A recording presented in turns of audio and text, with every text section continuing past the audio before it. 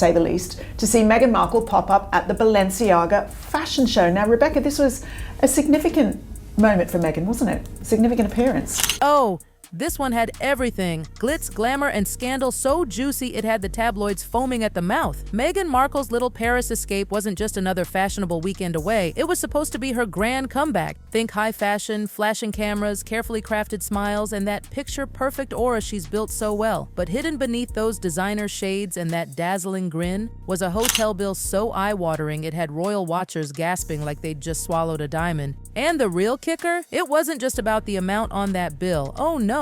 It was about who actually paid it. Let's rewind. Paris Fashion Week, the city of light practically humming like a beehive. Editors, influencers, billionaires, Hollywood's most glamorous faces, all squeezed into couture's most anticipated week, and then, in glides, Meghan Markle. A moment straight out of a perfume ad. Dramatic trench coat swirling, silk fluttering, that half Hollywood, half royal smirk. Flashbulbs exploded, tabloids went feral. Meghan was back, but here's where the whispers started. She wasn't officially supposed to be there. No royal invite, no assigned seat. Balenciaga's guest list, her name wasn't on it. So how did she get in? Rumor had it, through a friend of a friend. And that friend, allegedly none other than Marcus Anderson. Soho House insider, Meghan's longtime golden ticket into elite circles since her Suits days. And she didn't just walk in. She floated through the Ritz Paris lobby like she owned the building. Cameras caught every flick of her hair, every glint of those diamond earrings. She checked into the most expensive suite in the hotel, 7,500 euros a night, with private security, personal chefs, and an entire floor blocked off for privacy. Staff whispered La Royale as her cases of luxury luggage were hauled upstairs. It was monarch-level extravagance, except there was a teeny tiny problem. Meghan isn't royal anymore, which means the bill should have been hers, or was it?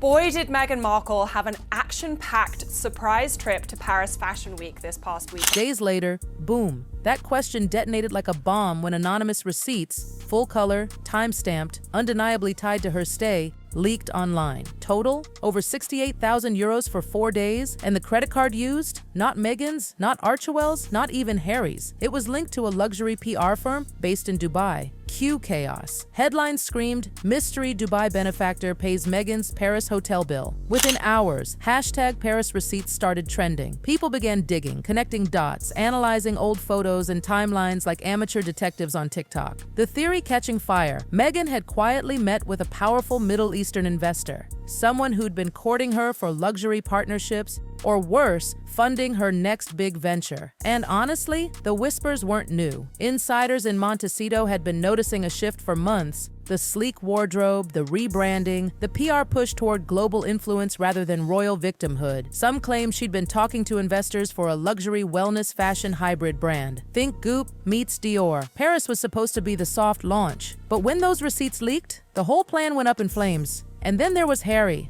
Sources say he was furious. While Meghan was sipping champagne in Paris, he was in California filming for Netflix. Then those viral tweets hit. According to one palace aide who whispered to the Daily Mirror, Harry was livid. He thought Meghan was footing the bill herself. He had no clue an outside benefactor was involved. By the next morning, Archewell's PR team was in full-blown crisis mode. They rushed out a vague statement claiming Meghan had self-funded her stay but didn't confirm whether someone reimbursed her. That half-truth only made everything worse. Journalists compared timestamps, flight logs, and photos, especially the one that sent the internet into overdrive. Meghan dining with a mysterious man at Hotel Costes 2 nights before the receipt dates. That man? Khaled Al-Rashid, billionaire investor from the UAE with deep ties to luxury fashion. Witnesses said they looked very comfortable. Others claimed it was business, but either way, the optics, a complete disaster. And the worst part? This wasn't Meghan's first mystery money scandal. Remember that baby shower in New York? Same whispers. A generous friend paid for it.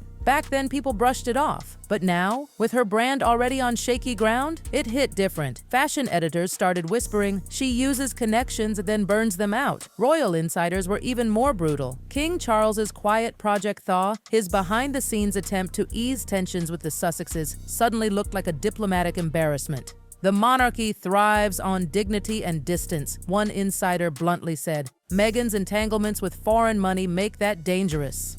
Behind the velvet curtain, Meghan's team scrambled. Her stylist deleted posts from the trip, deleted PR flax tried spinning it as some female empowerment collaboration. No brand backed it up. The Dubai firm denied any ongoing arrangement, but refused to explain why their corporate card was used. That silence, jet fuel for the fire. Meghan, insiders say, was devastated. Pacing around Montecito, snapping at staff, insisting she'd been set up. Harry avoided photos with her. Friends said it felt like something cracked after Paris. But the bigger question, echoing through royal forums and Hollywood gossip circles, was the same. Who really paid for Meghan Markle's Paris trip? And the deeper people dug, the murkier it got. The Dubai firm wasn't just any PR company. They were notorious, with ties to global luxury brands, political consultancies, and PR machines built to buy influence. And Meghan's name? Suddenly part of that portfolio. Memes flooded socials. TikTok edits mocked her Dubai-sponsored receipts. What began as a glamorous Paris escape turned into a public relations meltdown. The Duchess, who once branded herself as the voice of modern feminism, was now trending as the Duchess of Luxury Bills. And this was only the beginning. When the receipts first exploded online, everyone was still guessing who this mysterious Dubai benefactor could be. Theories flew faster than a Fashion Week runway change. Some swore it was a female investor, others claimed it was Balenciaga trying to secure Meghan for a secret collab. But the deeper journalists dug, the louder the whispers got, until finally, the money trail led straight to one name, Khaled Al-Rashid. Yup, the same billionaire Meghan had been seen dining with at Hotel Costes just nights before the bill dropped. Now, Al-Rashid isn't some random businessman. He's everywhere in the elite world. Bankrolling film festivals, throwing money at high society galas, even rumored to fund a few A-list image makeovers. The kind of man whose handshake can make headlines. But this time, the story wasn't just about a dinner date. Insiders claimed Al-Rashid had quietly offered Meghan a multi-million-dollar partnership, positioning her as the glamorous face of a modern royal wellness initiative across the Middle East. Essentially, Meghan wasn't being courted as a duchess or actress. She was being pitched as a brand, and when that connection became public, boom. The narrative detonated like a scandal grenade. Within 24 hours, royal reporters had a new name for it: Meghan's Dubai Dilemma. The timing couldn't have been worse. King Charles's Project Thaw, his delicate, carefully constructed effort to rebuild bridges with Harry and Meghan, suddenly looked like it was hanging by a thread. The king's estranged daughter-in-law allegedly being funded by a foreign billionaire? Politically catastrophic. One palace source told reporters, "It's not just about the money, it's about integrity." Meanwhile, behind closed doors in Montecito, chaos. The moment Al-Rashid's name leaked, Archewell's PR team basically imploded. They scrambled to distance Meghan from any financial tie, but the screenshots were already circling online like digital vultures. Card authorizations, dates, matching hotel receipts. Twitter, or X, depending on how delusional you are about the rebrand, turned into a forensic crime scene. People zoomed in on hotel statements, flight manifests, blurry dinner photos, amateur detectives piecing together every second. The internet had declared its verdict: Meghan Markle had been sponsored. Harry, he was white hot with rage. According to a Hollywood insider, he confronted Meghan the night the Dubai link broke. He shouted, said she'd embarrassed him, made it look like she was selling access to royalty. Staff allegedly overheard the entire argument. Meghan burst into tears, insisting she didn't know the card belonged personally to Al-Rashid. She thought it was part of a brand sponsorship. But Harry wasn't buying it. This wasn't just a bad headline. This was a betrayal of trust. The couple had already been bruised by one PR flop after another. Their Netflix docu-series underperforming, the Spotify deal imploding, the lifestyle brand fizzling out. But this was different. This one cut deep. Meghan tried to salvage the wreckage. She called Marcus Anderson, her longtime confidant, her ladder to high society, practically begged for advice. And Marcus, he told her to disappear. No statements, no spin, go quiet. But Meghan just couldn't resist. She posted a cryptic Instagram story with a single quote: "The truth will speak for itself, even if I lose my voice." Her fans flooded in with love, but critics pounced. Classic Meghan victim play, they said. Within hours, the post vanished. But of course, screenshots were already everywhere. And that's when her emotional walls started to crack. Insiders described her spiraling, ignoring calls from her PR consultant, canceling appearances, locking herself in her Montecito home. She had genuinely believed the Paris trip would be her grand return to the spotlight. Instead, it made her a punchline. Meanwhile, across the pond, palace insiders were fuming. Charles, who'd already been trying to cool tensions, was said to be furious. One source whispered that he even froze direct communication with the Sussexes' office until the storm died down. Harry made an attempt to smooth things over with a call to his father, but according to people close to the king, the conversation was icy. Charles reminded him, not in so many words, that royalty can't afford scandal by association.